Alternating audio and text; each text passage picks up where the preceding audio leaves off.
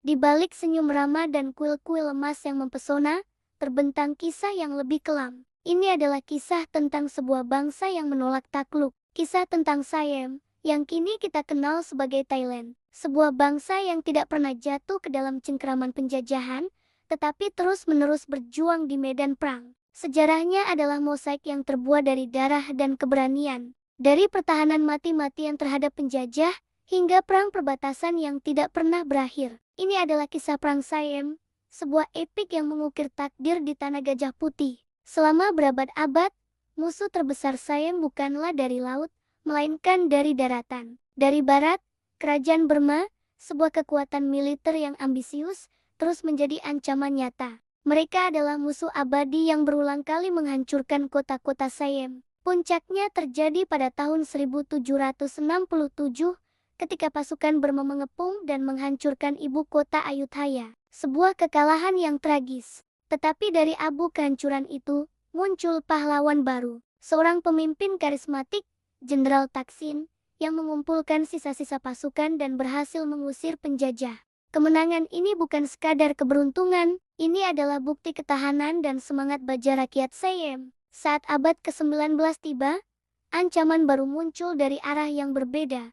Kekuatan imperialis Eropa. Di sekeliling Siam, tetangganya satu persatu jatuh ke dalam penjajahan. Prancis mencaplok Indochina, sementara Inggris menguasai Burma dan Malaya. Siam, atau Thailand, kini menjadi satu-satunya kerajaan merdeka yang tersisa di Asia Tenggara. Untuk menghindari nasib yang sama, para raja Siam, dipimpin oleh Raja Mongkut dan Raja Chulalongkorn, harus menempuh strategi yang cerdas. Mereka membuka diri pada modernisasi, sambil bernegosiasi dengan diplomasi yang lihai.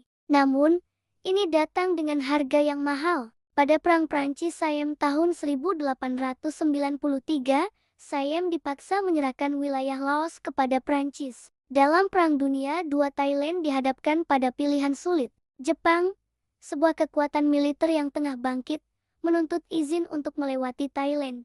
Thailand, di bawah pimpinan Jenderal Vibun Songhram, akhirnya bersekutu dengan Jepang untuk menghindari pendudukan total. Namun, pada saat yang sama, gerakan bawah tanah, Sri Thai, diam-diam bekerja sama dengan sekutu. Setelah kekalahan Jepang, Thailand dengan cepat mengubah aliansi dan berhasil mempertahankan kemerdekaannya. Namun, kedamaian itu hanya ilusi. Setelah Perang Dunia II, Asia Tenggara menjadi medan tempur baru dalam Perang Dingin. Thailand, sebagai sekutu Amerika Serikat, turut terlibat dalam konflik ini, bahkan hingga mengirim pasukan ke Perang Korea dan menyediakan pangkalan militer untuk operasi Amerika di Vietnam. Ini adalah perang ideologi yang berdarah, yang sekali lagi menyeret Thailand ke dalam konflik di perbatasan. Bahkan hingga hari ini, perang tidak pernah sepenuhnya meninggalkan Thailand. Sejarah konflik dengan Kamboja, khususnya terkait sengketa perbatasan di sekitar Kuil Preah Vihear, terus membara. Konflik yang berakar pada peta era kolonial Prancis ini telah memicu baku tembak berulang kali.